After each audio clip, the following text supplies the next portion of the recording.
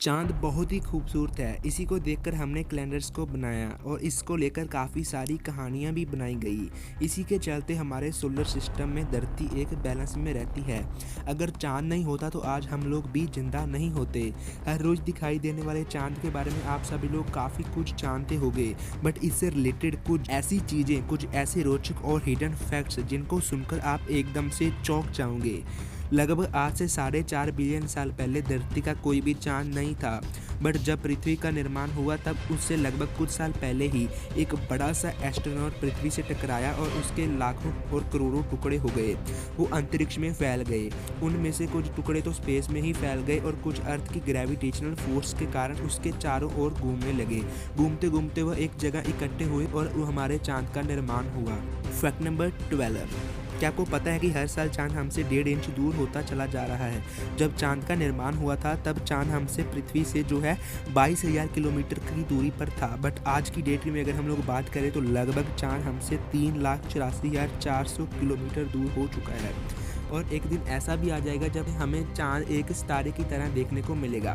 Fact number 11, normally अगर हम दिन के समय में बीच के किनारे जाएंगे तो समुंदर की जो लहरें हैं वो पानी जो बिल्कुल ही शांत रहता है, बट अगर आप रात को 9 से 10 बजे के आसपास समुंदर के किनारे जाओगे तो आपको ऐसा देखने को मिलेगा कि समुंदर की जो पानी की लहरें होगी वो काफ़ी तेज़ी से ऊपर को उठती दिखाई देगी।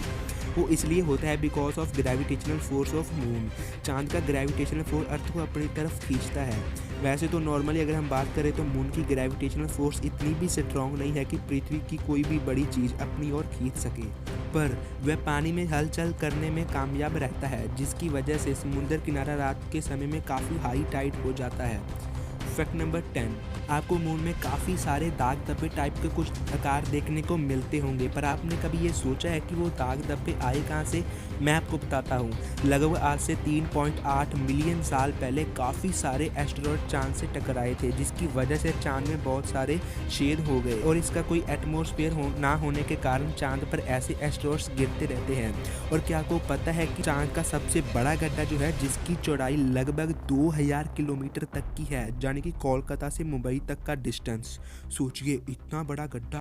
फैक्ट नंबर 9, क्या आपको पता है कि अपोलो स्पेस शटल की मून लैंडिंग में जो कंप्यूटर का यूज़ किया गया था उससे 2 गुना ज़्यादा स्ट्रॉन्ग और एडवांस आपका स्मार्टफोन है। जी हाँ, आपका स्मार्टफोन। फैक्ट नंबर 8, हमारे अर्थ की ग्रेविटी से मून की ग्रेविटी 1/6 है।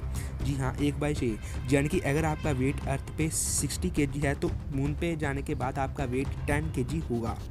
फैक्ट नंबर 7, आपको भी पता ही है कि हम मून का सिर्फ 60% हिस्सा ही देख सकते हैं, पर 1959 में रशिया के एक लूना 3 ने इस 40% हिस्से का भी फोटो लिया था। फैक्ट नंबर 6, हम जब भी पृथ्वी से आसमान की तरफ देखते हैं तो वह हमें ब्लू कलर में नज़र आता है, बट जब आप मून से देखोगे तो आपको वह ब्लैक स्काई में दिखाई पड़ेगा। वो इसलिए होता है बिकॉज मून का कोई भी अपना एटमॉस्फेयर नहीं है, जिसकी वजह से उसका आकार का कलर बिल्कुल ही ब्लैक है। फैक्ट नंबर 5, क्या आपको पता है कि रात को मून का टेम्परेचर -173 डिग्री सेल्सियस तक हो जाता है और दिन को जब सन की लाइट उस पर पड़ती है तो लगभग 127 डिग्री सेल्सियस तक। सोचो, लगभग 100 डिग्री तक पानी भी उबलने लगता है और 127 डिग्री सेल्सियस पर तो पता नहीं क्या ही होता होगा। फैक्ट नंबर 4, आज तक 12 ही लोगों ने चांद पर कदम रखा है और वो 12 के 12 लोग अमेरिकन हैं, जिनमें से 1969 में पहले व्यक्ति नील आर्मस्ट्रॉन्ग और आखिरी व्यक्ति एंजिन सेनन 1972 में चांद पर गए थे और उसके बाद आज तक कोई भी चांद पर नहीं गया है।